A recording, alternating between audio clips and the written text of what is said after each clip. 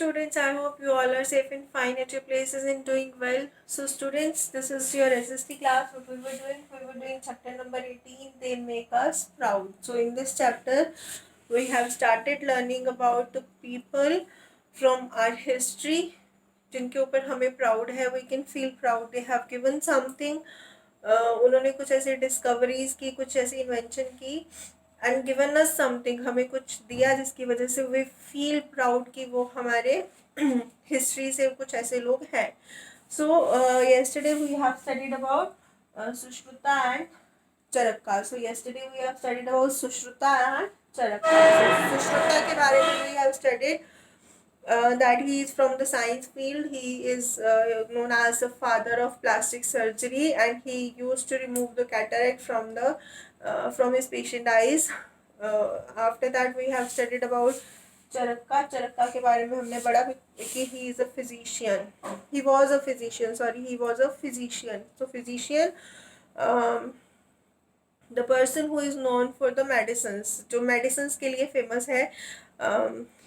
He was a doctor, but he was means he was not a surgeon. He was a normal doctor who used to treat with the help of medicine, जो medicines की help से treat करता था. And after that, these two people we have studied about, and next we are going to study about Aryabhat. He was a mathematician. हम आज किसके बारे में पढ़ेंगे?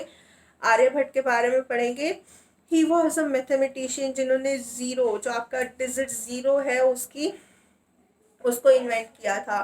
And after that in the same we will study about the people from music and literature background. कुछ लोगों के बारे में जो म्यूज़िक और लिटरेचर बैकग्राउंड से थे, जैसे कि आपके कालिदास या तानसेन, हम उनके बारे में पढ़ेंगे. उनके कुछ पोएट्री के बारे में पढ़ेंगे, कुछ जो उनकी इम्पोर्टेंट पोएट्री थी, कुछ प्लेस थे, उस चीज़ के बारे में पढ़ेंगे. So this is what we have done till now and what we are going to do today. So be with me students to so that I can explain you this topic. Yesterday we have started with this chapter, They Make Us Proud. They Make Us Proud में first of all I have given you the introduction about कि proud क्या होता है. So जब हम ऐसा कोई काम करते हैं कि हमारे जो फैमिली होती है या हमारे जो रिलेटिव्स होते हैं उन्हें हम पे गर्व होता है. सो सेम ऐसे मैंने आपको बताया था कि हमारी हिस्ट्री में, हमारे पुराने लोगों में बहुत सारे ऐसे लोग हैं जिन्होंने ऐसे बहुत सारी इन्वेंशंस किए हैं, डिस्कवरीज की हैं, जिसकी वजह से हमें उनके ऊपर प्राउड है. तो first of all we were studying about science, maths and medicine से रिलेटेड जो लोग थे. सो वी studying about Sushruta. So Sushruta क्या थे? He was a surgeon and he is also called as a father of plastic surgery. उनको father of plastic surgery भी कहा जाता था, जो आईज में से कैटरेक्ट रिमूव करने के लिए स्पेशलिस्ट थे उन दिनों में. So cataract I have told you क्या होता है. लेंस साइज में जिसकी वजह से हमें दिखता है, उसके आगे जब एक ट्रांसपेरेंट सी शीट आ जाती है जिसकी वजह से हमें धुंधला दिखता है या दिखना बंद हो जाता है, दैट इज़ कैटरेक्ट. उसके बाद वी हैव स्टडीड अबाउट चरक्का के बारे में. हमने पढ़ा था कि चरक्का वॉज अ फिजिशियन. फिजिशियन कौन होते हैं? फिजिशियन आई टोल्ड यू कि फिजिशियन भी डॉक्टर होते हैं. सो जो सर्जरी नहीं करते हैं, सिंपल जो मेडिसिन वाले डॉक्टर होते हैं उनको हम फिजिशियन बोलते हैं. And the last in the series इस आपके चैप्टर में जो है personalities related to medicine and science and maths, उसमें है भट्टाचार्य, आर्यभट्ट कौन थे? Aryabhata was a great mathematician थे जिन्होंने ज़ीरो डिस्कवर किया था. जिन्होंने ज़ीरो, जो आपकी मैथ्स में ज़ीरो डिजिट आती है, तो he discovered that zero. So Aryabhat was a great astronomer and mathematician. He studied the stars with great accuracy even in those times. So वो क्या करते थे? He used to study the stars, मतलब stars की जो study थी, और वो भी बिल्कुल एक्यूरेसी के साथ उन दिनों में भी he can study the stars. So Aryabhatta introduce the place value system उन्होंने इंट्रोड्यूस किया. According to the French mathematician Georges Ifrah, एक मैथमेटिशियन है Georges Ifrah. The knowledge of zero was also clear in the place value system of Aryabhatta.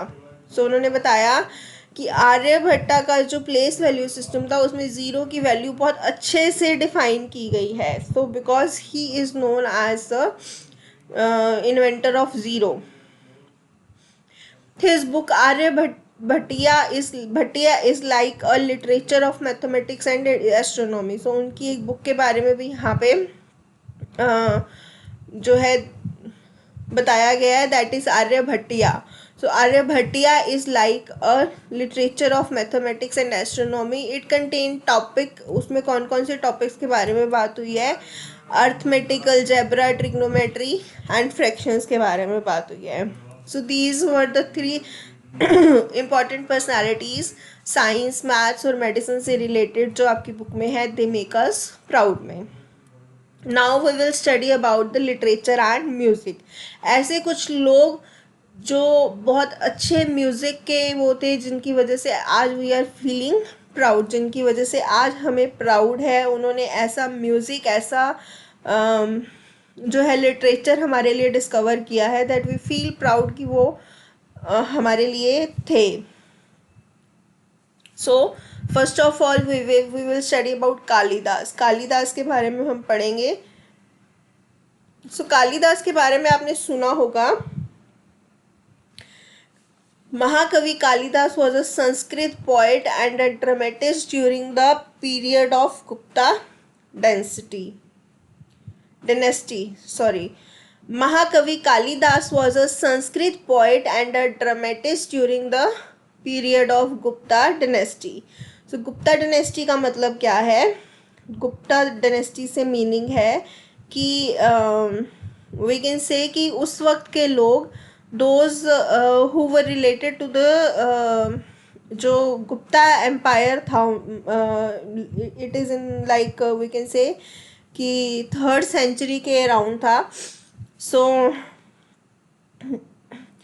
उसके around एक Gupta empire हुआ करता था, जिसके अंदर बहुत सारे राजा महाराजा थे, जैसे समुद्रगुप्त, चंद्रगुप्त, विक्रमादित्य, ऐसे राजा थे. उनके टाइम पे ये जो था, उनके टाइम की बात की जा रही है. So Mahakavi Kalidas was a Sanskrit poet and a dramatist during the period of Gupta dynasty. He was a court poet of Chandragupta II. Chandragupta second एक राजा थे. उनके दरबार के वो जो थे राजकवि थे. राजकवि मतलब उनके जो एक तो कवि होता है, एक नॉर्मल कवि की, ठीक है वो कवि है, लेकिन ही वॉज अ कोर्ट पोएट. उनको कोर्ट पोएट कहा जाता था. कोर्ट पोएट मतलब राजकवि. his famous work are रघुवंशा, और उसके बाद है कुमार संभवा, मेघदूता, ऋतु संहारा. ये सब क्या है? ये सब इनकी बुक्स हैं जिनके अंदर इनकी पोएट्री है. इनकी कुछ फेमस बुक्स हैं जिनके अंदर इनकी पोएट्री लिखी हुई है. कौन कौन सी बुक है? रघुवंशा, कुमार संभवा, मेघदूता, ऋतु संहारा, ये सारी इनकी बुक्स हैं. Howsoever he is famous in India and abroad for his play. इनका एक बहुत फेमस प्ले था अभिजानन शकुंतलम. अभिजानन शकुंतलम प्ले में उन्होंने किसके बारे में बताया था? एक राजा हुआ करते थे, उनका नाम था राजा दुष्यंत, और उनकी रानी थी रानी शकुंतला. सो उनकी जो थी स्टोरी है ये राजा दुष्यंत और उनकी जो वाइफ थी शकुंतला. सो उन दोनों की लाइफ हिस्ट्री के बारे में है ये. सो इस प्ले को बहुत सी फॉरेन लैंग्वेजेस में भी ट्रांसलेट किया गया, बिकॉज ये जो प्ले है that is famous all over the world. आप कभी गूगल पे स्टोरी सर्च करोगे राजा दुष्यंत की, तो वो आपको उसकी सारी स्टोरी बता देंगे राजा दुष्यंत के बारे में कि हु वॉज राजा दुष्यंत, कौन थे राजा Dushyant. So this play is related to राजा दुष्यंत एंड उनकी जो वाइफ थी Shakuntala. And after that we will study about Tansen. So Tansen was a singer. Tansen कौन थे? एक सिंगर थे, एक म्यूजिशियन थे पुराने टाइम के. अकबर के राज दरबार के 9 रत्नों में से एक रत्न थे. अकबर के दरबार के 9 रत्न हुआ करते थे। 9 ऐसे लोग थे जिनके ऊपर अकबर को अपने दरबार में बहुत प्राउड था कि they are part of my, means they are part of my court, वो जो है मेरे राज दरबार का एक पार्ट है। सो दैट 9 पीपल्स में से Tansen was one of them. So वो 9 पीपल कौन कौन से थे? राजा बीरबल थे। बीरबल की, अकबर और बीरबल की कहानियाँ हम सुनते हैं, तो बीरबल वॉज ऑल्सो वन, 9 रत्नों में से one among them. Tansen was there. Abul Fazal थे, ही वॉज ऑल्सो सिंगर। और फैजी थे, राजा मानसिंह जो उनके राजा मानसिंह जो उनके सेनापति थे। और उसके बाद राजा टोडरमल, मुल्ला दो प्याजा, फ़कीर अजुद्दीन, ये कुछ 9 लोग थे जिनके ऊपर अकबर को अपने मतलब बहुत प्राउड था कि these 9 people are the part of my court, ये मेरी जो है राज्यसभा का हिस्सा है। सो उनको वो 9 रत्न बोलते थे, 9 James. So Tansen was one of them. These gems were the people who has distinguished themselves in different fields. ये ऐसे लोग थे जिन्होंने अपने आप को अलग अलग फील्ड के अंदर प्रूव किया था। Tansen was one of the gem whose music and Kalidas melodious voice adorned Akbar court. So मतलब कि तानसेन जो थे, उनका जो म्यूज़िक था और कालिदास की जो आवाज़ थी, वो दोनों मिला के अकबर के जो दरबार को सुशोभित करते थे। एडॉन मतलब सुशोभित करते थे, मतलब एक होता है वी कैन से कि हीरो का हार या कुछ जो किसी के गले को बहुत जचता है और उसके गले को सुशोभित करता है। सो ऐसे ही तानसेन की जो आवाज़, तानसेन का जो म्यूज़िक था और कालिदास की जो आवाज़ थी, वो मिलके अकबर के जो दरबार को सुशोभित कर देते थे। देवर लाइक उनके लिए एक चांद सितारे वाला काम था।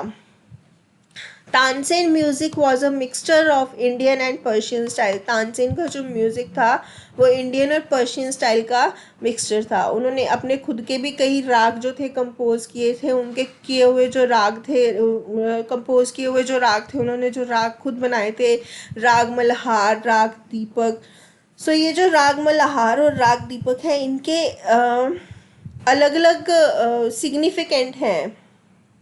हर एक जो राग होता है उसका एक अलग अलग सिग्निफिकेंट होता है। लाइक जैसे राग मल्हार की बात हो रही है, राग दीपक की बात हो रही है। सो ये दोनों जो थे, ये तानसेन के खुद के कंपोज किए हुए म्यूज़िक थे। तो राग दीपक इसलिए कहा जाता है क्योंकि कहते हैं कि जब तानसेन राग दीपक गाते होते थे तो तानसेन के जो दरबार में सारे जो दीपक होते थे, दीपक मीन्स लैंप होते थे, वो अपने आप जल पड़ते थे।